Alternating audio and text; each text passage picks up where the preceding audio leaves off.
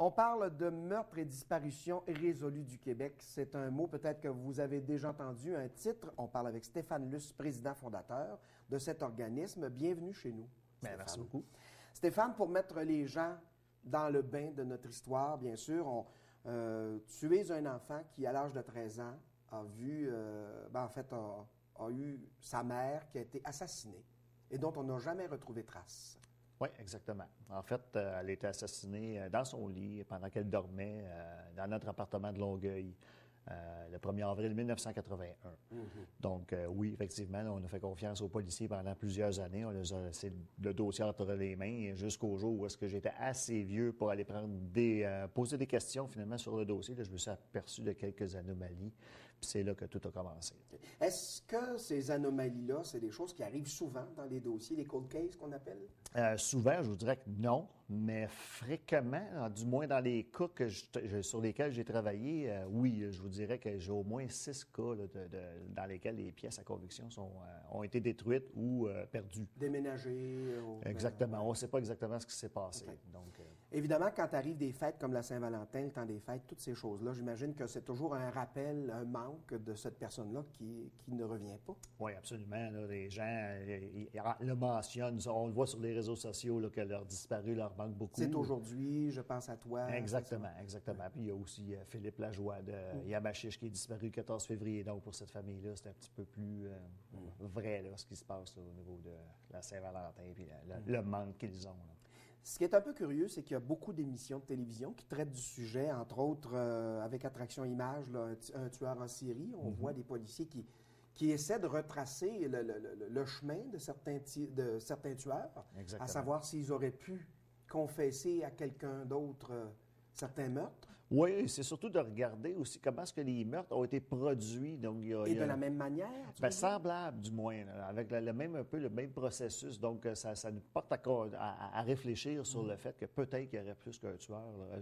Je veux dire qu'un tueur aurait fait plus qu'un meurtre. Finalement, oui, c'est ça. On a aussi des émissions, bien sûr, avec Claude Poirier, qui est toujours actif sur plusieurs dossiers. Jean-Luc Mongrain, aussi, qui a pris la relève un peu là-dedans.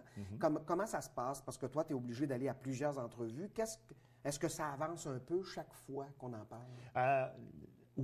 Oui, parce que c'est important d'en parler. Dans le fond, c'est la visibilité des victimes qui était qu'on prône. Là. Donc, le fait qu'on soit invité dans des émissions, bien, on parle de nos victimes et puis ça fait grand bien aux familles. Et puis, ça peut faire délier des langues. Donc, il y a des gens qui ne vont pas croire que l'histoire est réglée, que la personne a payé pour son crime. Ils entendent certains détails, puis ça peut ressembler à quelqu'un qui connaissent? Absolument, des ça trucs pourrait. Comme ça? Le détail pourrait vraiment...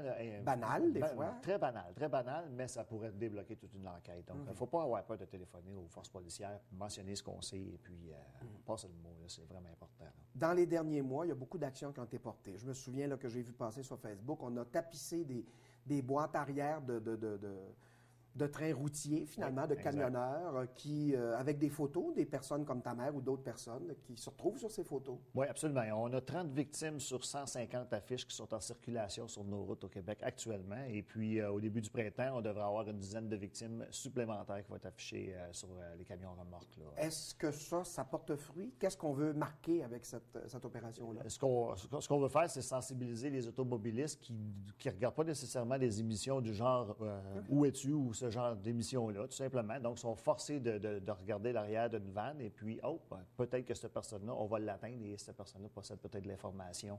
Donc, c'est ça qu'on cherche à faire et puis ça fonctionne. Je vous dirais que depuis la dernière, ça fait 2 ans que c'est en branle. Je vous dirais que j'ai eu environ une bonne dizaine de téléphones là, qui valaient la peine là, d'être considérés. Ouais. Il y a des panneaux visibles. Certaines municipalités acceptent maintenant, j'imagine, des municipalités qui ont un lien certain avec certains meurtres, qui acceptent ou de disparition, qui acceptent de mettre les photos des victimes aussi. Absolument. Je me suis aligné avec Louisville, avec trois disparus de la région 1, un de Yamachiche de Louisville et l'autre de Saint-Paulin. Et c'est des disparitions qui les touchent? Oui, absolument. C'est des disparitions locales de chacune de ces villes-là. Et puis, en mettant sur un babillard électronique ces 3 victimes-là, ça fait juste prendre une conscience, donner conscience à la population que ces gens-là ne sont toujours pas retrouvés. Donc, on aimerait avoir des réponses à nos questions. OK. Je sais qu'il y a eu des recherches organisées pour des enquêtes dont les recherches n'avaient jamais été faites même.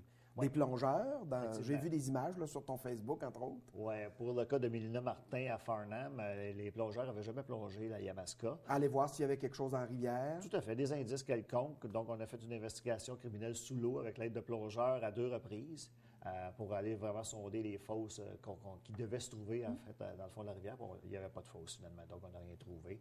Donc, là, cet été, on y retourne pour Mélissa Blais. Là, donc, on va rencontrer la SQ là, pour savoir où plonger parce qu'ils vont nous aiguiller. Un peu de détails. Oui.